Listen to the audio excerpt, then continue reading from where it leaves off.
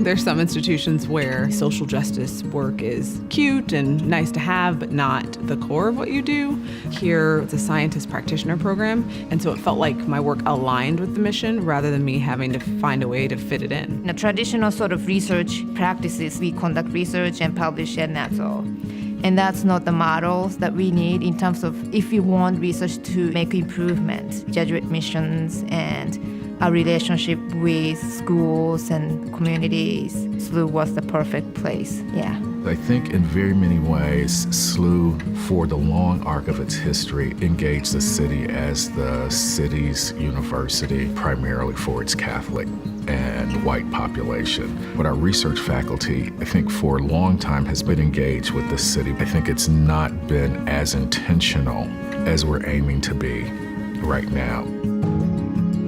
St. Louis is an interesting, vibrant, and opportune place to do research on urban issues. If you're talking about shutting down a school-to-prison pipeline and you're talking about the St. Louis public school system, where you have students who experience all kinds of trauma that range from gun violence in the streets, family structure where someone's incarcerated, and they're living in a food desert and don't have breakfast in the morning, you can't solve that with one program in the classroom. I think everything I mentioned, we have faculty who are engaged in research, but we haven't always been able to connect them in a way that is optimal. What I enjoy doing is trying to bring together people who are far afield, who do fine and performing arts, communication, who do social science, who do healthcare, to think about new ways to solve problems. SLU is really looking to create institutes, initiatives that will be working within the community, getting the community's ownership, funding, so that they can be sustainable and thriving. On racial equity tools, Dr. Amber Johnson has been doing that. Dr. Banks has been working on internalized oppression as well as healing justice. To me, what resonates the most is in employment issues and health issues. My background is also in biology, and so I take that into consideration about the generational impacts and really trying to gain access to health care for people. I really began to focus on racial disparities in health care, and I'm expanding that to look at class disparities, what it means when there's a great income inequality and how that impacts access to health care and health status. One of my research topics is really to address this college and career readiness. There's a push for everybody to take algebra in 9th, if not 8th grade. Most students who failed algebra ended up not graduating. So we looked at how schools organize instructions when implementing these policies and what models are more successful. I've been talking to St. Louis public schools, and one thing that I want to address is really college readiness. We have this indicator called on-track indicator for whether students graduate from high school or not, and it's a very good predictor in early warnings indicator where students can be flagged. So the goal is really the school and district can organize support mechanisms.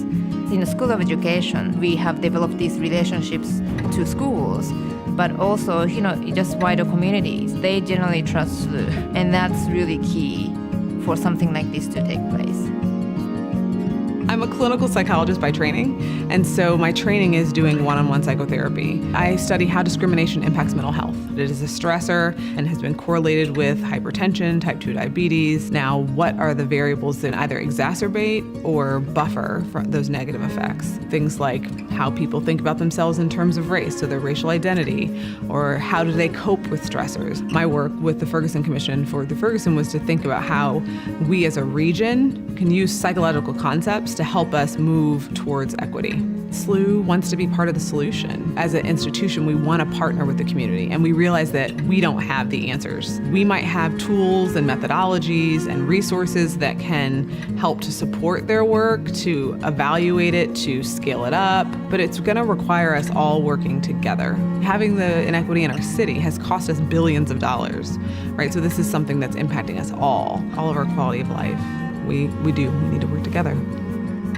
We have genuine passion or interest and commitment to contribute to the community through what we do. The spirit of St. Louis, of change, of really working together to change, that it wasn't just about black, white.